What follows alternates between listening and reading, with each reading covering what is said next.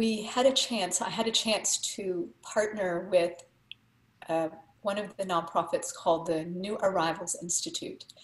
And they were fortunate enough to rent space from a church. And the name of the church is Peace, Peace Church. So it is a very safe environment, and they get to host also, that church space gets to host English as a second language through the community college.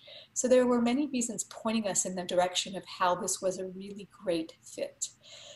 And we aligned the class, the once-a-week class that we offered, yoga therapy for immigrant and refugee women, to come right after the English as a second language class is finished. There were 3 of them on any given day. And there are other classes too, but we aligned to allow them a smooth transition, not to have to go home by bus and come back again, whatnot. And so we watched people kind of get to know each other. I felt this was important. I opened up space for yogis in the community to come and practice alongside these women. I felt that it wasn't needing to be just a class for these women, but a way to connect them to community, for someone to hear them, to see them. And there's this one particular group, a daughter and a mother, and then another elderly lady, actually. And they became good friends between their transitions, because there was a half an hour. Everybody had some lunch and then came into the yoga classroom, into the fellowship hall. So unbeknownst to me, as people sit and talk, they had gotten to know each other. And there are days that, how do they even go home afterwards? It is standing in line for the bus. So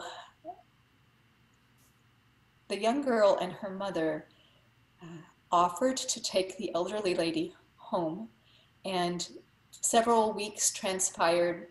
One of our volunteers started to offer, "Can I take you home?" And the conversations that came to be, we've had 3 8-week sessions now. And this past one has been, you know, a little bit of a challenge. It finished just before the pandemic, which was good. But even then, as the transitions of January and February happened, it kept people from being very comfortable with coming and going, to the point that I gave homework. But checking up on our participants, it was not just me. It was the student who had come and practiced alongside, who reached out to say, "Hey, are you okay?" And when I went to check on this elderly lady and stood in her doorway and took a few grocery items, she shared with me that the young girl and her mom would check up on her too, and how they were trading recipes even, and talking about all the ways that they were keeping well, to the point that she ran inside and pulled out the yoga mat that I sent her home with and said, "I'm keeping up my practice and I have my sheets." So that was really precious. That was, you know, that touched me, that we don't realize sometimes the effectiveness that we really have, and the ripple effect that it then carries forward.